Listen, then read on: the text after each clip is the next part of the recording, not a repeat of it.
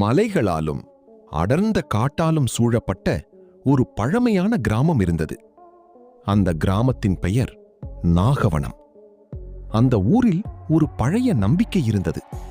பௌர்ணமி இரவில் காட்டுக்குள் இருக்கும் பழைய கோவிலுக்கு யாரும் போகக்கூடாது. ஏன் தெரியுமா? அங்கே ஒரு இச்சாதாரி நாகம் வாழ்கிறது என்று அனைவரும் பயந்தார்கள். அந்த கிராமத்தில் ஆருஷ் என்ற துணிச்சலான சிறுவன் இருந்தான். அவனுக்கு மர்மங்கள்னா ரொம்ப ஆர்வம். ஒரு நாள் அவன் நண்பர்கள் கேட்டார்கள், "நீ உண்மையிலேயே தைரியசாலி என்றால் இன்று இரவு அந்த கோவிலுக்கு போயிட்டு வா." ஆருஷ் சிரித்தான்.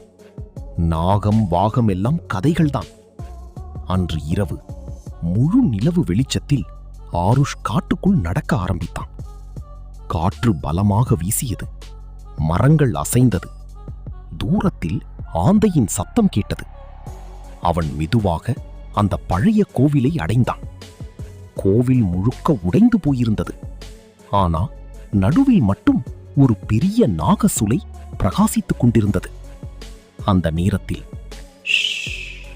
என்ற சத்தம் கேட்டது. ஆருஷ் மெதுவாக திரும்பி பார்த்தான். அவன் கண்கள் அதிர்ச்சியில் பெரிதானது. அங்கே ஒரு பெரிய கருநிற நாகம் நின்றது. அதன் கண்கள் நீலமாக ஜொலித்தது. ஆனா அடுத்த நொடியில் அந்த நாகம் மெதுவாக மனித உருவமாக மாற ஆரம்பித்தது. சில வினாடிகளில் வெள்ளை ஆடை அணிந்த ஒரு மர்மமான பெண் அங்கே நின்றாள். அவளின் பெயர் நாகினி. தியா, "நான் இந்த கோவிலின் காவலாளி" என்று அவள் மெதுவாக சொன்னாள். 100 ஆண்டுகளாக இந்த நாகரத்தினத்தை பாதுகாத்துக் கொண்டிருக்கிறேன். அவள் கையில் இருந்த பச்சை நிற ரத்தினம் பிரகாசித்தது. இந்த ரத்தினம் தவறான கைகளுக்கு சென்றால் முழு கிராமமும் அழிந்து போய்விடும்.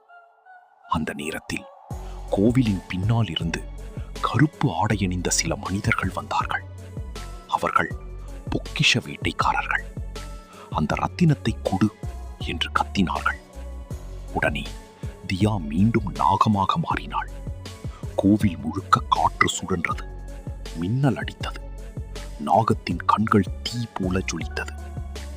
ஆருஷ் பயந்தாலும் தியாவுக்கு உதவ முடிவு செய்தான். அவன் கோவிலில் இருந்த பெரிய மணியை பலமாக அடித்தான். அந்த சத்தத்தால் காட்டில் இருந்த 100கணக்கான பாம்புகள் அங்கே வந்து சேர்ந்தன.